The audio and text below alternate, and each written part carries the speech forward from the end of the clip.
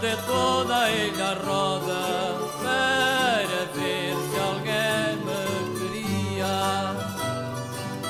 Andei toda a ilha roda para ver se alguém me queria. Amores não me faltaram, mas foram todos num só dia.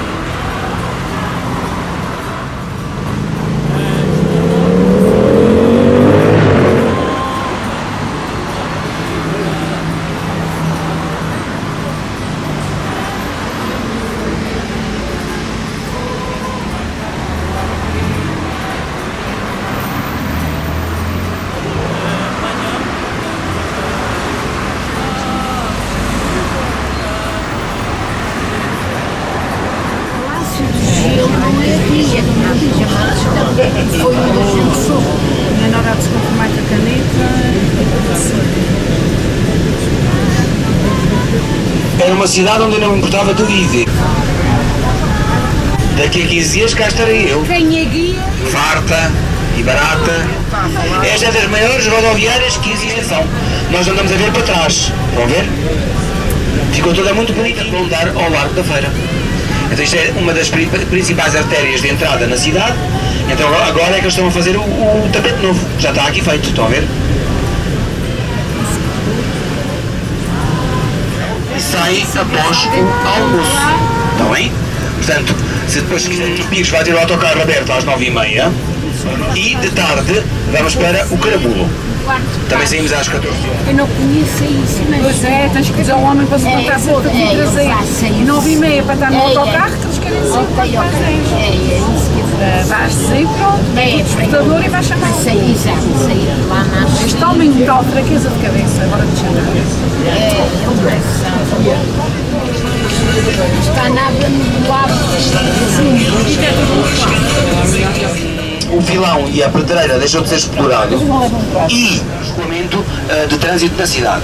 E é ele, portanto, tendo em conta que existia aqui e existe o filão de quartzo, e ele, portanto, num dos seus mandatos, juntamente com um senhor que já tem também muita idade, que é um senhor que já é nonagenário, que chama-se Galopim de Carvalho, que é um senhor que é estudioso, portanto, é um senhor que estuda a geologia e tudo o que é herança dos dinossauros em Portugal.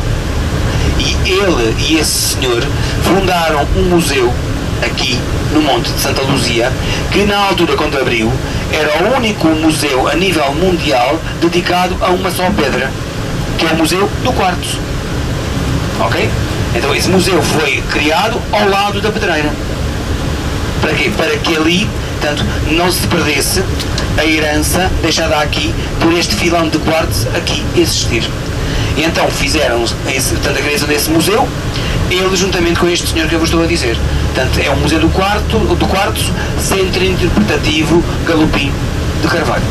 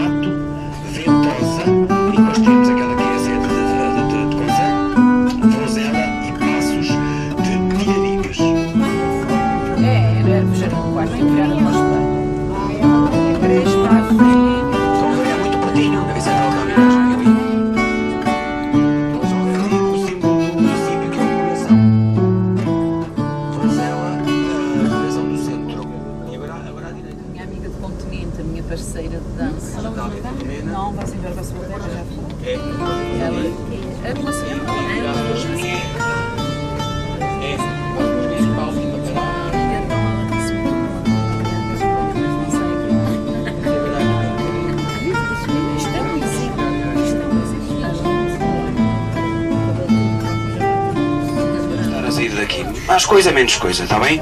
Ninguém tem que ir fazer o almoço, pois não? Não. Não? Eu acho que aqui este casal da frente, acho que é a vossa vez hoje. Fazer o almoço, não é? E os senhores lá do fundo têm que lavar a louça. Não é? Ainda bem. Vamos sair então, está bem? Vamos lá então.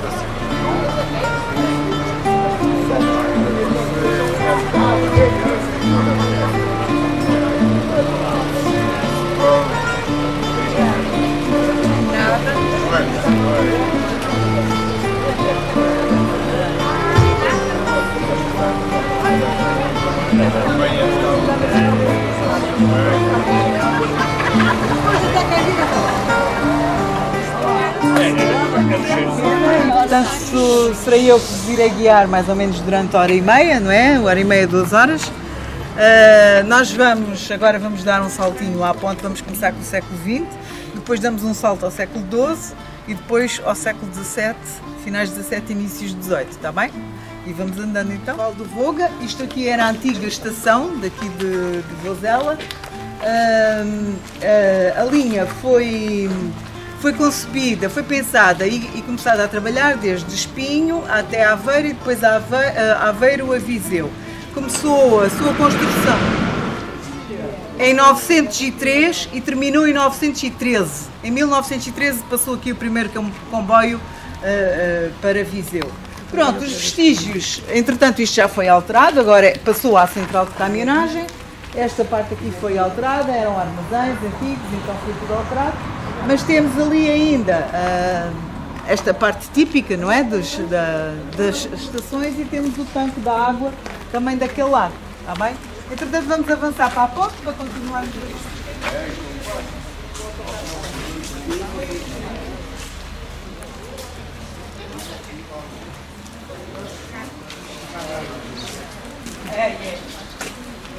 Gina, papai na mão, estás a favor? Já vou.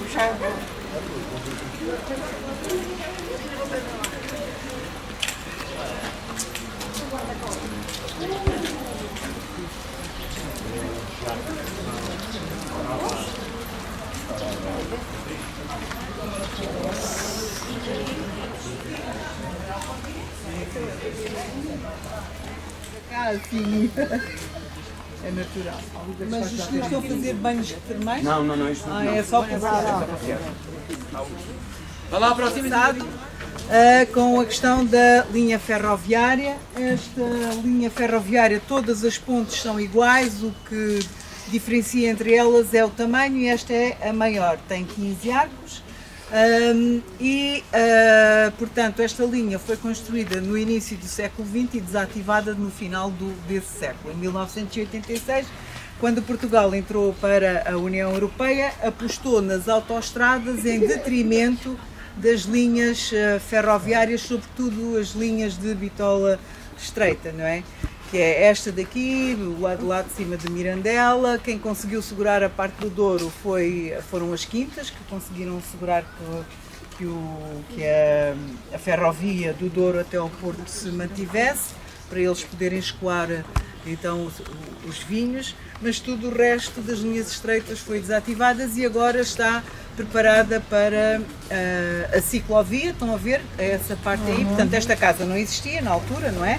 Está aqui no enfiamento da ponte, mas uma vez que foi desativado, então passou para a construção e o resto agora é a ciclovia. Portanto, a ciclovia passa no que era a antiga linha, não é? A ideia é dar distância e com infraestrutura para as pessoas poderem usar a bicla. Como isto vai passar a ser tudo elétrico, os senhores qualquer dia vêm-nos visitar também de bicicleta, não é? Por acaso era giro, começámos aí a pedalar todos. Aquilo deve ser só carregar, ela é elétrica, não precisamos fazer esforço. Pronto, e porquê que a razão desta via passar, desta linha ferroviária passar por aqui está relacionada com as termas de São Pedro do Sul? Nessa altura do campeonato, quando foi do primeiro quartel do século passado, Vidago, Coria e São Pedro do Sul foram beneficiadas pela linha ferroviária para transportar gente em massa a banhos termais. A indústria farmacêutica não era nada como nós conhecemos hoje, ainda era a questão dos boticários, não é? Com as ervas. Os antibióticos ainda também, em termos de descobertas, estava a ser um bocado era um bocadinho difícil e havendo, era inacessível à população, de uma maneira geral. O único carro que existia aqui era o carro do Sr. Vigário e era depois uma ambulânciazinha aqui dos bombeiros. As estradas também ainda estavam quase todas aí, os caminhos para as aldeias também ainda a serem abertos.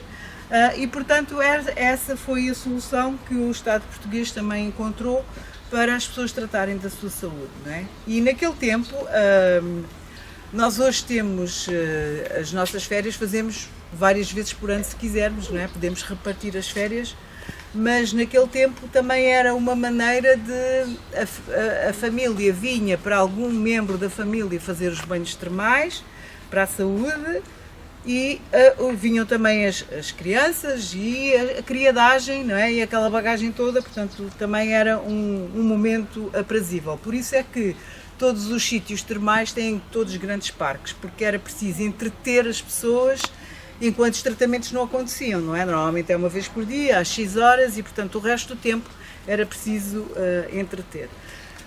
Em 1950 a indústria farmacêutica sobe e a parte termal decresce. Portanto as pessoas começaram a perceber que a parte química era mais rápida em termos de cura do problema de saúde e então as termas começaram a decair. E então em 1986 foi depois a outra opção sobre finalizar com a linha férrea e porque a autoestrada vinha substituir essa parte. As câmaras municipais deste lado ainda tentaram manter esta via para fins turísticos, mas acontece que nós aqui temos muita pluviosidade, ou seja, de verão as amplitudes térmicas são terríveis, sentem-se mais, no inverno também cai, é o gelo depois, não é a geada, mas o problema é que às vezes chovia de outubro, por exemplo, até março, abril. Ora, só tinha que se manter uma infraestrutura o ano inteiro para ser aproveitada X meses por ano, não é? Portanto, isso passou a ser, pensaram, e era incomportável. E também é verdade que as receitas deste lado dos municípios são fracas, não temos assim uma grande indústria por aí além, e então, como são mais baixas, a opção foi, não, vamos acabar com a via e logo se vê o que é que tiraram os carris e toda essa coisa, e logo se vê mais tarde para que fim se há de utilizar. A ecopista não é mau, é verdade, mas se naquele tempo também soubessem sobre a parte ambiental e as alterações climáticas, provavelmente mantinham mais um tempo a linha ferroviária, que hoje seria bom, porque uma carruagem tira muitos carros da estrada e a poluição dos carros é terrível, não é? Hoje há quase mais carros do que pessoas, cada família tem, se ela estiver a trabalhar em sítios diferenciados, cada pessoa tem uma viatura, sobretudo aqui nas grandes cidades os metros estão, a linha de metro está a expandir-se exatamente para conseguir travar esse desenvolvimento da viatura própria, mas pronto. Entretanto, as termas também, a partir dos anos finais de 90, também começaram outra vez a desenvolver, sobretudo com os tratamentos de bem-estar, não é? Então, a ideia é diversificar o tipo de tratamentos para as pessoas. Uns serão a questão de pulmões, de peles, etc. Tudo isso que era antigamente e que as águas iriam curando, e os sinusites, etc. E outros não, serão a questão das massagens, com os óleos, etc. Portanto, essa parte termal está a correr mais ou menos bem, mas a infraestrutura está cá e agora é aproveitá-la para essa finalidade que ela foi. Vamos se calhar um bocadinho só até a meio da ponte para começarmos a falar também aqui.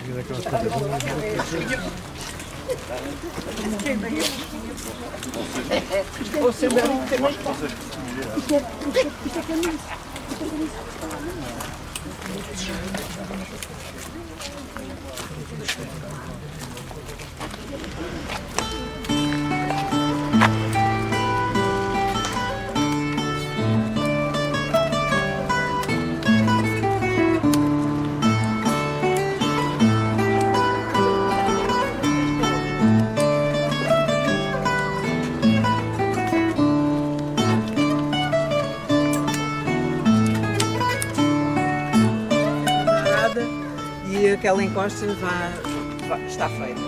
Agora, A água de caramulho vem daqui? o caramulo é deste lado. Sim, vem a água de caramulho. Garrafas de água de caramulho. É, também é, ali. mas é em Varzielas, sim, é de lá. Pertence ali àquela zona. Ok.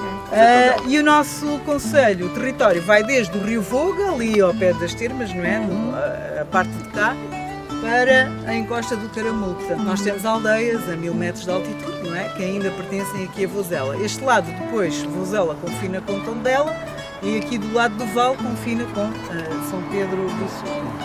Pronto, Vozela, esta é a parte da vila. Vamos então falar a nível de habitantes. A vila já não chega a 2000 pessoas e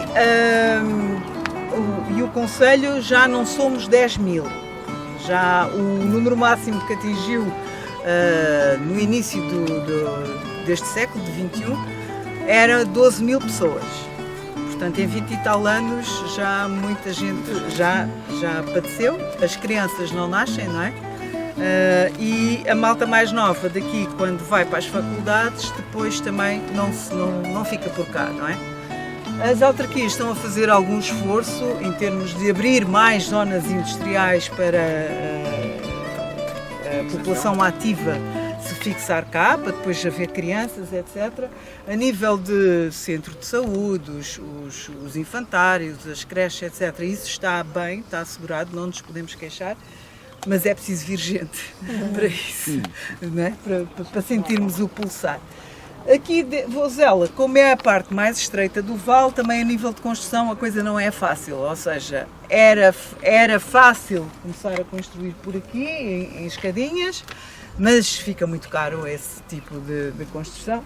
E então a população agora, com a vinda da malta brasileira, não é? Como é que é passar? Como é que é passar? Faça favor.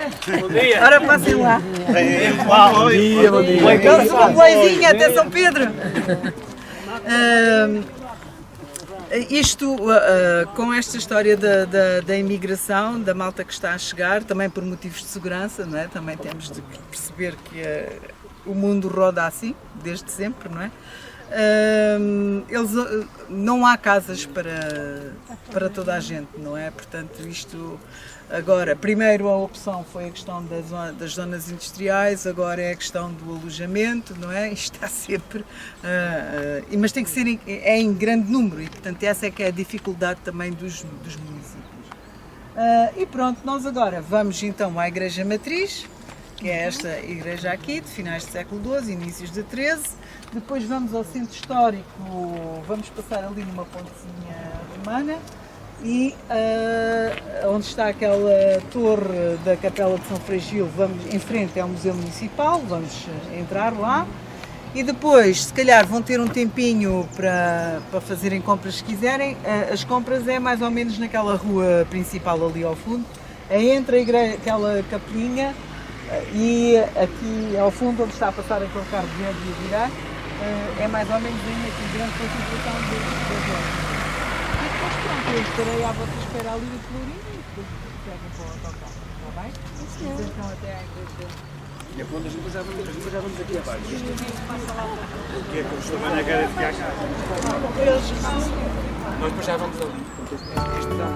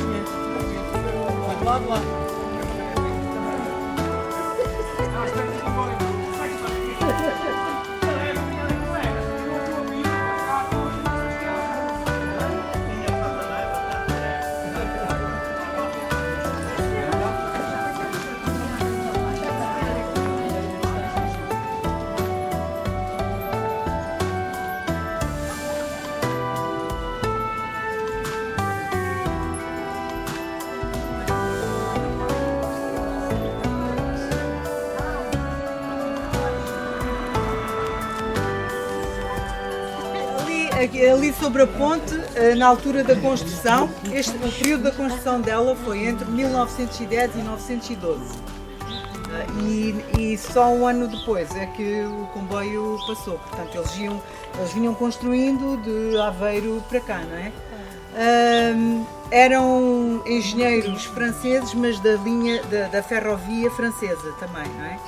Depois a mão de obra era daqui, mas sim, se nós agora olhamos para ali, é monumental a ponte, não é? É verdade. Hoje em dia às vezes fazem-se coisas que logo a seguir caem, passando todo o tempo.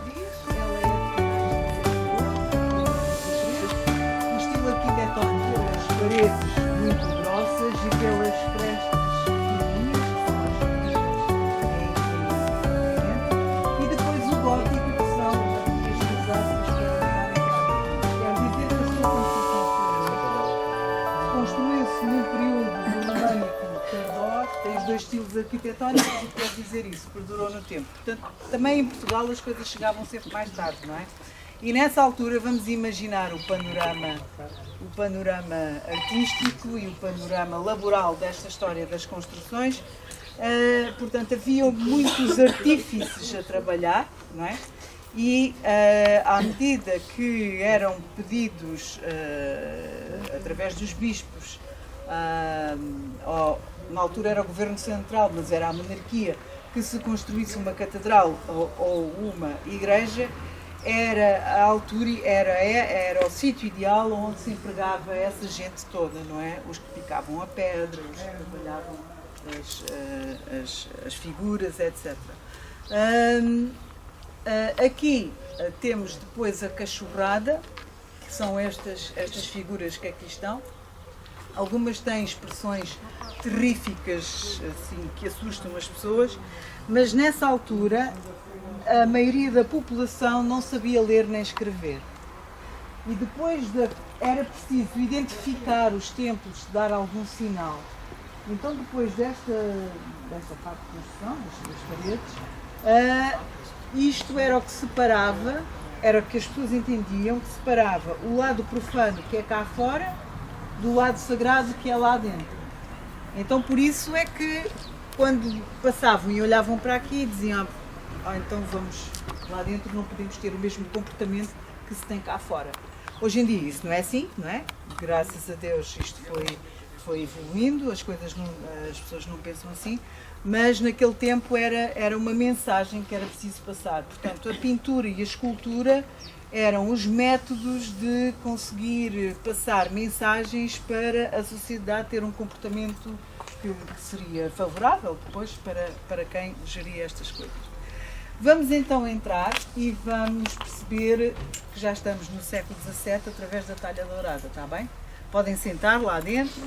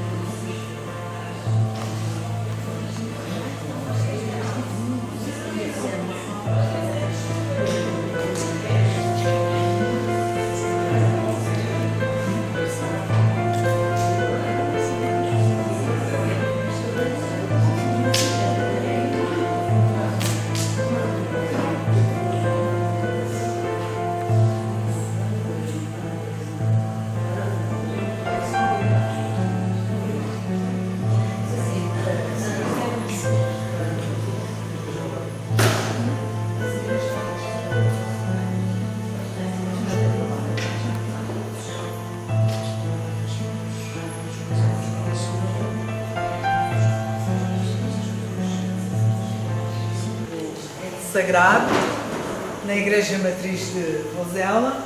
Já falámos sobre a parte das paredes, não é? Na altura E vamos pensar porque é que na altura a maior parte das capelas e das igrejas não eram muito altas e porque é que elas eram de paredes muito grossas e de frestas fininhas. Se nós formos para o século IX, X, XI, todos os países que nós hoje conhecemos da Europa andavam em guerra para estabelecer as suas fronteiras, não é? Primeiro, a matéria-prima eram as pedras, aqui neste caso, e depois, para ser uma casa sagrada, também tinha que ter uma função que era de proteção em caso de assalto à povoação ou de pilhagem, né? E então, o facto de ter as frestas fininhas era também para salvaguardar dos ataques do exterior, não é? Portanto, nós todos vimos aqueles filmes do período medieval, não é? Em que mandavam bolas de fogo e etc. Os daqui poderiam proteger-se com o azeite a ferver, a água a ferver lá para fora, e o facto de ser muito estreito, a probabilidade era menor de acertar quem estava cá dentro. Por outro lado, do ponto de vista religioso, nessa altura, as pessoas rezavam de manhã à noite. Portanto, e quanto mais o templo estivesse na penumbra, quanto mais escuro ele fosse, achavam que era uma altura de se imbuírem da parte espiritual, não é? Para dentro. Chegamos ao século XIII e XIV, o que é que nós vemos? Nós hoje vemos as grandes catedrais numa construção muito mais alta, com grandes arcos, portanto, obras de engenharia já havia mais conhecimento, e com muitos vitrais, não é? Normalmente estão as imagens de Cristo e dos santos naqueles grandes vitrais para maior entrada de luz. Nessa altura, a teoria era, se Deus é luz, porque é que nós não devemos estar iluminados quando estamos a rezar? Portanto, a ideia era fazer com que as pessoas que viessem aqui dentro se sentissem confortáveis. Simplesmente os períodos, não é? E estabeleciam depois as regras da construção. Depois chegamos aqui a finais do século XVII, inícios do XVIII, e temos as talhas douradas. Esta igreja foi restaurada, o último restauro aqui foi em 2004, e em 2004 isto ainda estava muito brilhante, portanto eles não tocaram na talha dourada.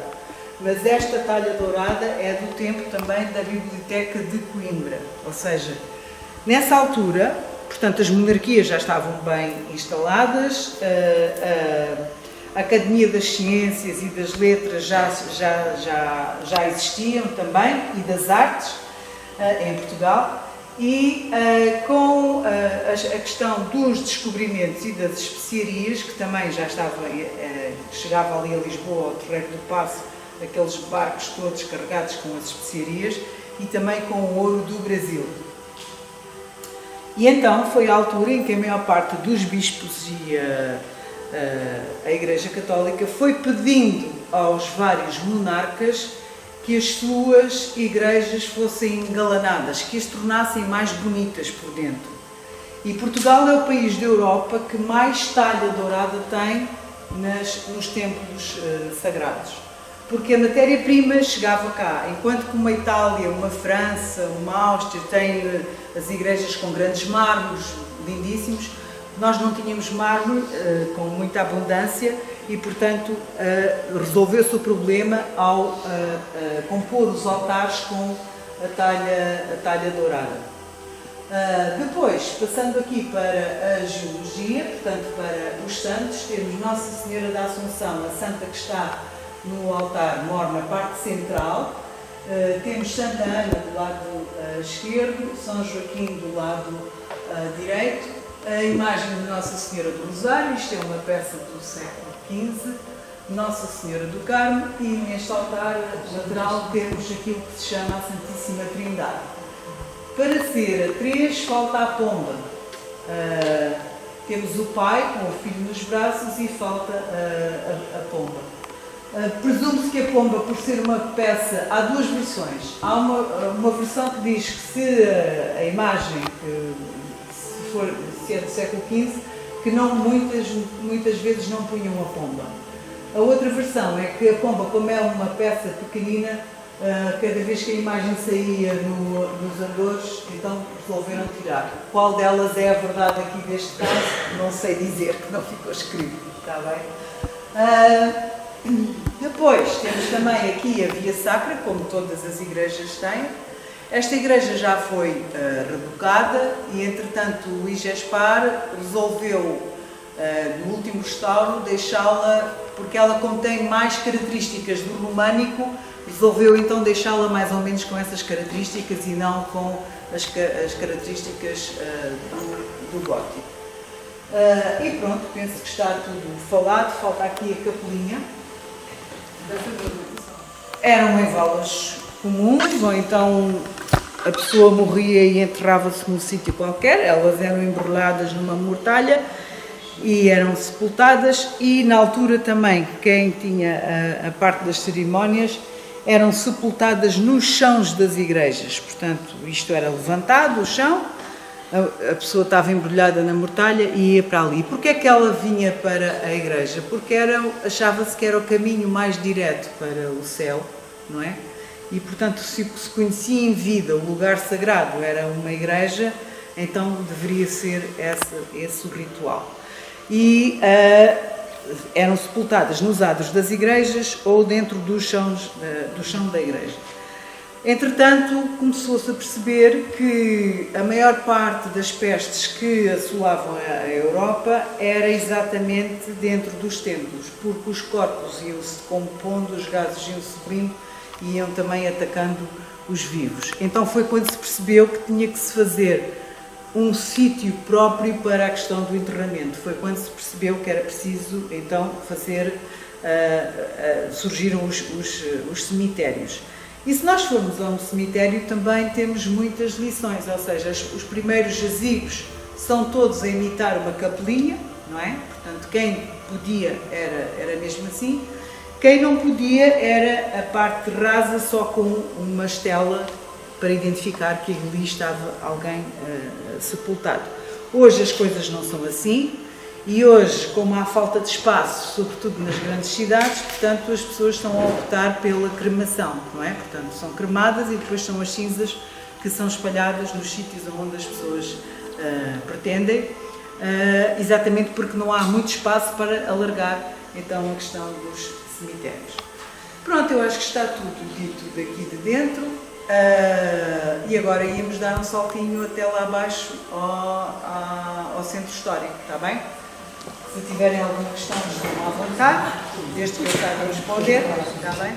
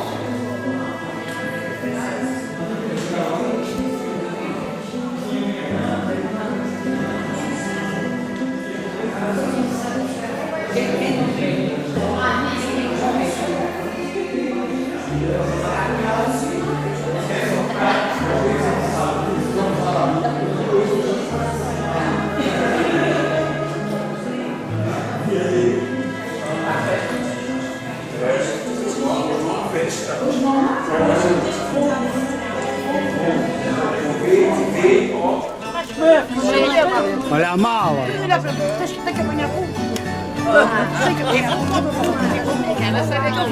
Esses são sacos teus, vocês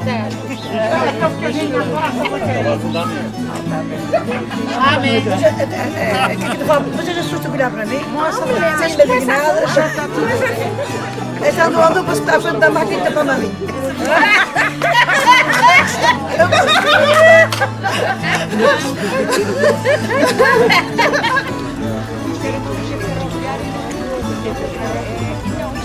Pois é, mas foi por isso que eles fizeram o livro.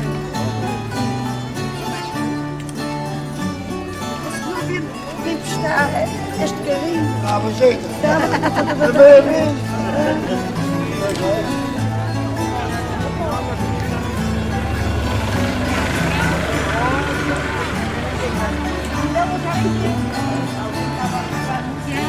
Mas é bonito, é muito bonito vir agora aqui, vamos lá.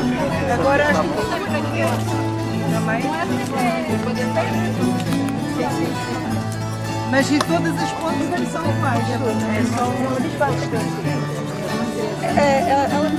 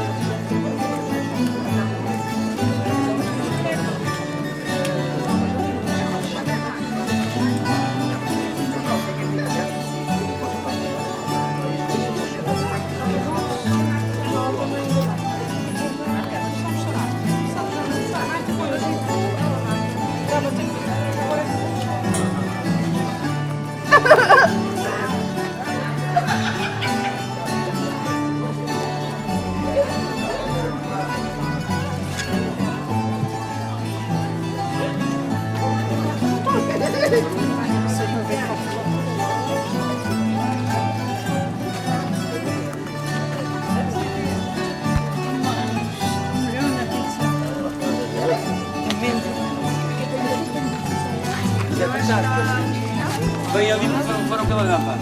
Vem ir pelas escadas. Estamos aqui. Agora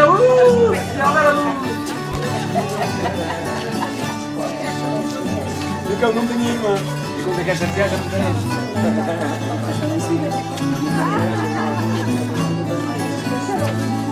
Nós depois não voltamos por aqui, está bem? Para voltar ali à vila.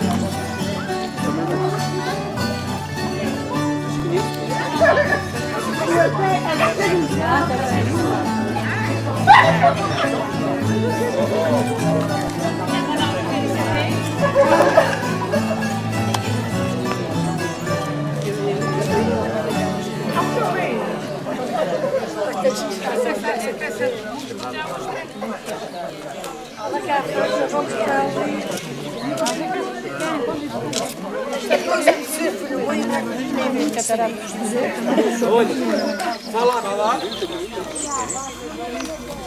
Força, Filomena. Ora então, pronto, nós agora estamos aqui no Parque da Liberdade, que foi concebido para esse fim em 1997. Antes disso, a ponte já cá estava, desde 1912, não é? E isto eram quintinhas e quintais de cultivo do casario Brazonado por onde nós iremos passar.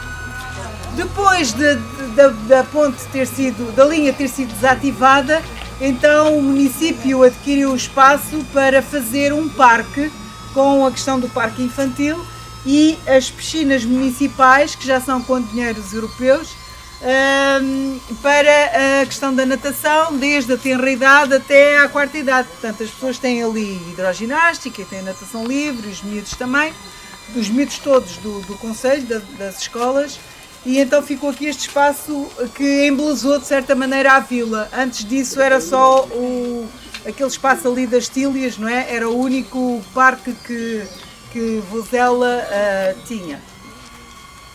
E então, falando um bocadinho, e aproveitou então também o declive daqui do terreno para fazer um anfiteatro e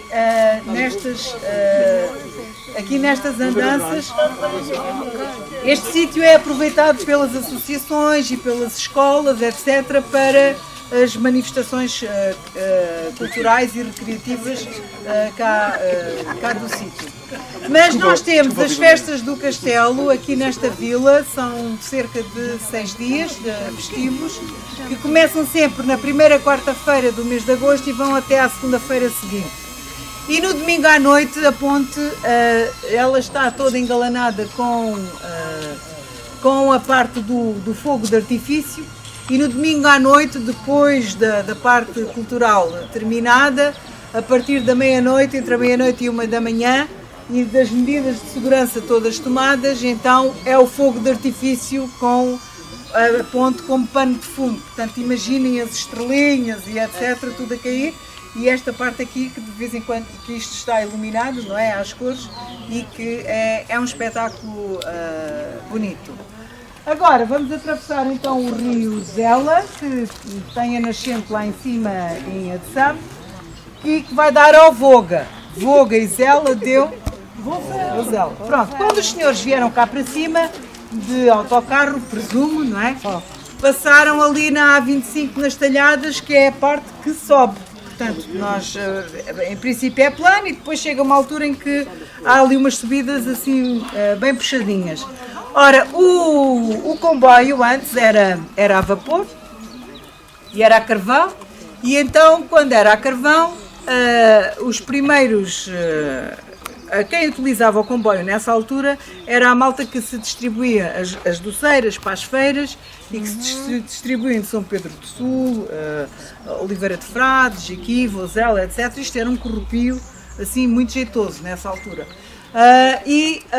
Depois havia a malta estudante daqui, eram poucos os que seguiam na altura para as faculdades, tanto para Coimbra, né? E então lá iam no comboio. À sexta-feira vinha essa malta toda para passar o fim de semana e quando chegavam ali às Talhadas o maquinista dizia: malta, tudo fora, quem pode, tudo fora, que eu vou meter mais umas achas de lenha e vou fazer a subida até lá acima a ver se não paro no meio, porque senão depois ela desce e tem que voltar outra vez a subir. E o que é certo é que a malta mais nova conseguia chegar lá acima primeiro do comboio. Portanto, o comboio deu muitas histórias. E quando era o período das festas do Castelo, também havia comboios extraordinários, às 2 da manhã, 3 da manhã, porque as festas aqui, vamos pensar o seguinte, nessa altura não havia a concorrência de festas cá hoje, ninguém tinha carro, era tudo a pé, ou então era o comboinho, por onde passava, era o sítio mais perto, onde subiam, não é? E então vinham até cá. Portanto, isto era de gente assim, tudo muito cheio. Hoje, as autoestradas também trazem muita gente. O país encolheu com as autoestradas, nós estamos muito mais perto dos destinos do que antigamente, mais rapidamente chegamos aos destinos, mas a essência não é bem a mesma coisa, não é? Pronto. Vamos então atravessar o Zela e vamos chegar ali à Pontezinha Romana e depois a parte do centro histórico, está bem?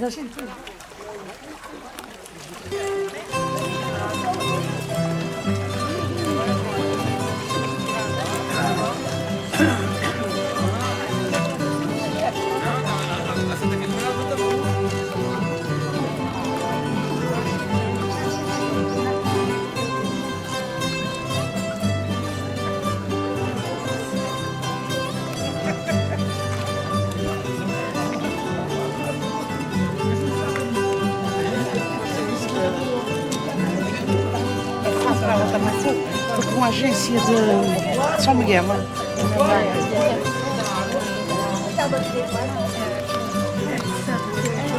Olha aqui, a questão da dimensão é um gesto numa cidade central. Acaba por ter. É o que está a fazer enquanto município. É um prédio especializado, portanto, é esta ponta acaba por ter atravessar a vida.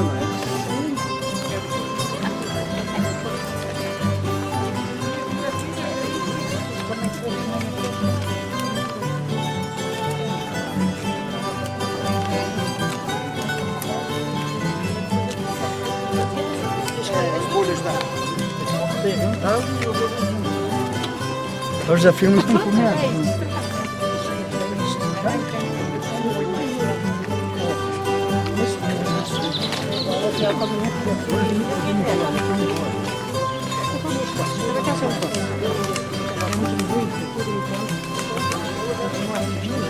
Não, vai escorrer e fica sentadas assim.